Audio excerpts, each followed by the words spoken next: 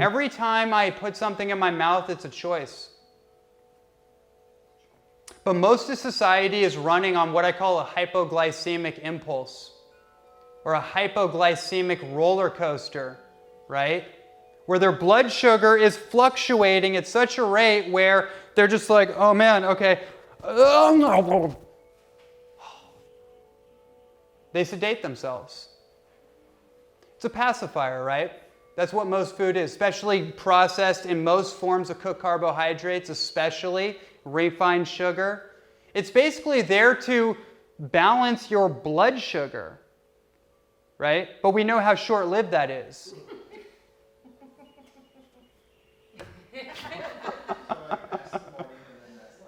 Absolutely, yeah.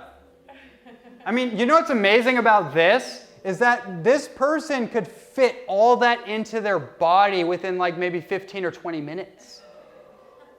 Like think of someone like Paris Hilton eating like a Subway sandwich. It's like, how does that whole thing get into...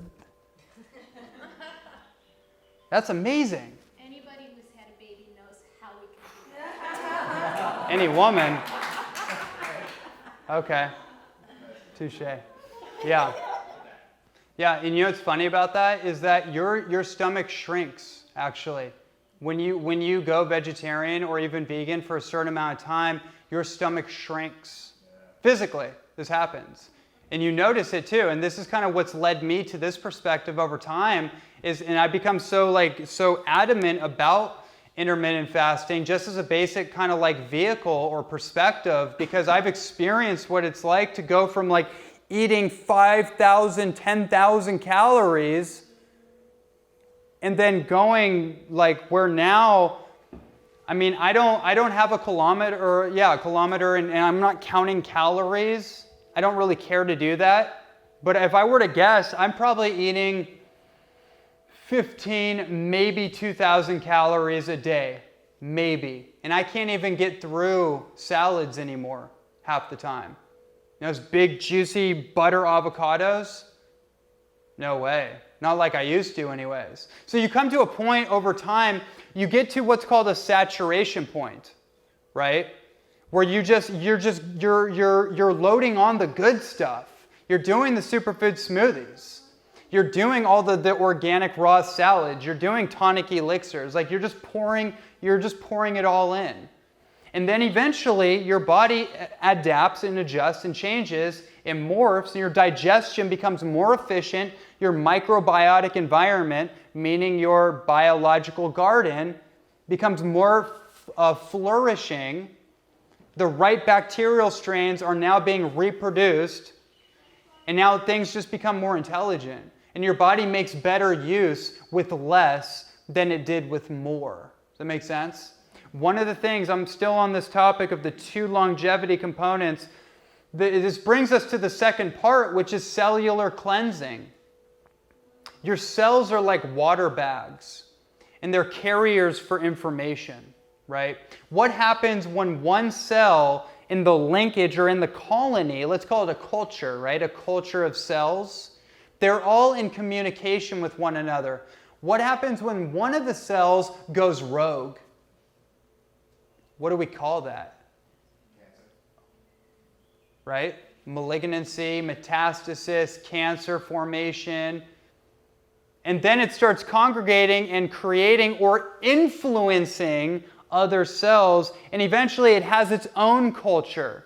And we call that a metastasizing cancer. It's now spreading. One interesting perspective about disease I want to put out there is that a lot of times we think that we have a disease or a degenerative condition. Like, oh, I have cancer, or I have diabetes. The reality is that you just have a form of toxicity. That's what it comes all back down to. Your body is toxic, and those toxins have localized themselves to a specific region of your body. And it's typically an area of your body that has very little blood flow. It has very little vascularization, meaning blood flow, and therefore little oxygen flow. Dr. Otto Warburg in 1934, I want to say, if I remember correctly.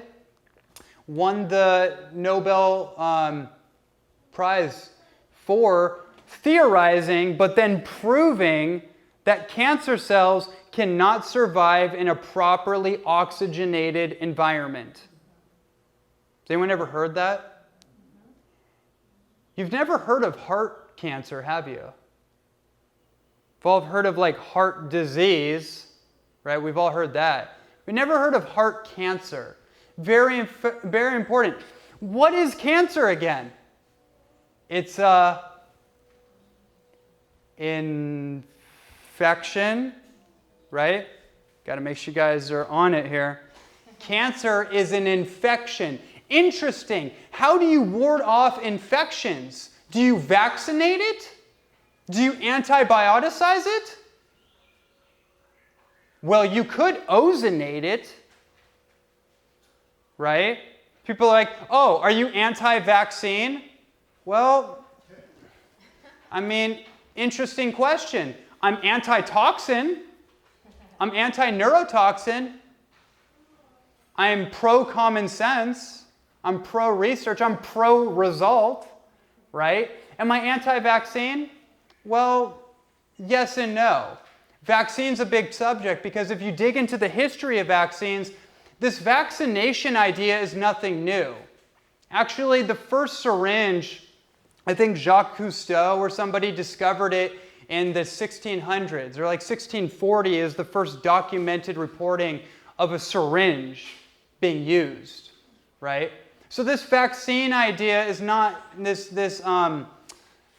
sanitation, basically, biological sanitation idea. It's not new, and that's what makes vaccines so ridiculous, is that they haven't updated it.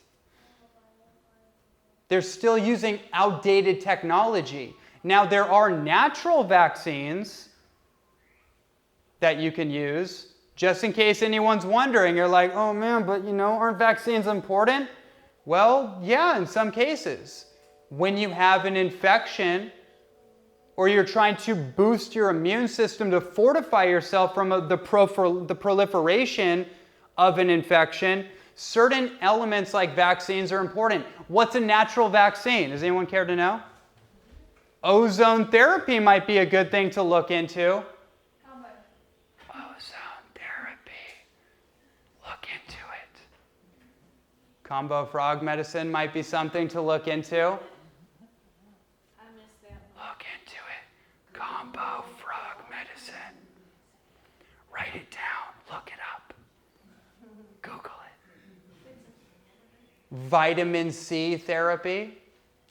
We were talking about that. And medicinal mushrooms, prophylactically. How do you build up your immune system? Can we get a reishi mushroom up here real quick? How do you build up your immune system in the first place? Say you have a compromised immune system. It's gone wonky, right? You need to you need to boost the immune system. So you might need something stronger like vitamin C, whether that's liposomal vitamin C, that's powdered vitamin C botanicals, that's 3 to 4 lemons a day with your orange juice and your camu berry together with your liposomal vitamin C, with your MSM to synergize and boost the vitamin C potency, right? All kinds of different options for you. And then you need things that modulate the immune response. One of the best things are medicinal mushrooms.